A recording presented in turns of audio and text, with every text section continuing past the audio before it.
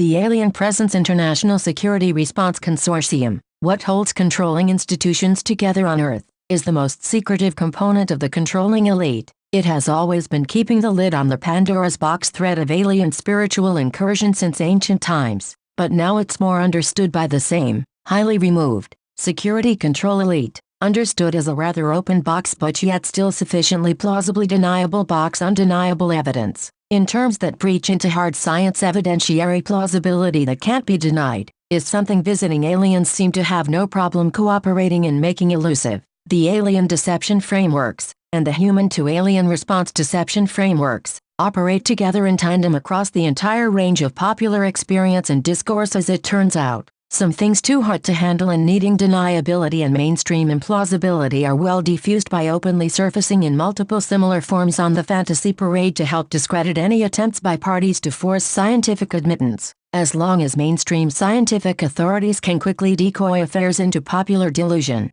the deniability hull remains intact. Mainstream news is conditioned to ignore this stuff like the plague. If anybody should be looking into it, from the NY Times point of view, it's social psychologists, pop culture experts, and anthropologists. Skeptics suggest psychiatrists, but then there's Dr. Mech. Plus they would send in the usual NASA SETI IAU academic cowboys, military spokesmen, out-front intelligence agencies. They all just get to have a laugh. This is a hoot, right? Oh, once in a long while a doozy gets loose, and keeps going, and a post-damage control subculture is born, like back in '46, something starting with an R. Or another threat with a Swiss farmer, master hoaxer of course, in the '70s. It's foggy we know, but all can agree doozy control has reached a very refined art. So when there is a many witness alert, or a fresh credible contactee report alert, or a new party abduction report alert, quality physical evidence alert, anything substantial that isn't caught in the normal channels, the fog machines go to work overtime. Isn't it pretty? Exceptions have only had marginal effect by being minimized and diminished out of sheer resistance.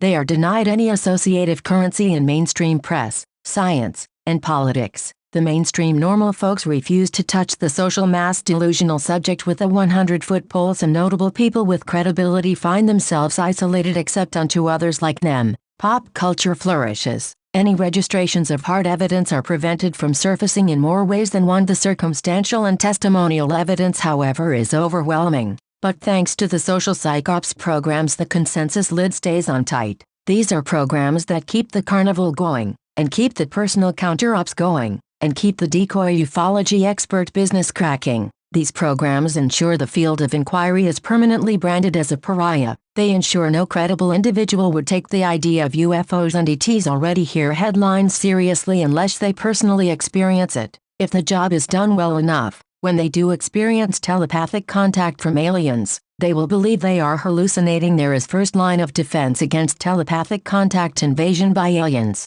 This defense is to psychologically condition the populace of potential contactees in first world humanity. The job is to condition the populace to operate in a state of high-level denial, disbelief, unbelievability, and free will to dismiss aliens as being real, yet know who they are. That myth is reality need not be made an issue and the consensus world hums along. This affects a shield. The consensus is unable to take the subject seriously. Ufology has a cult and carnival atmosphere to the public at large, and pervasion into pop culture over many generations. The rational world has good insularity from having any discourse with the subject. This is done by expertly decoying the authoritative public discourse field into the domains of normal fantasy, science fiction, history, social hysteria, and dangerous cults, mental illness, feds, and pop culture, serious futurist and astronomical worlds. NASA IAU SETI, with sufficient insularity gained over time through marginalization of ET as fantasy, ARC can keep the consensus world from being racked and thrashed with real evidence of contact. That is, if anyone could ever get reputable experts to take the time to sit down and really examine the evidence. The evidence points towards an alien telepathic contact program.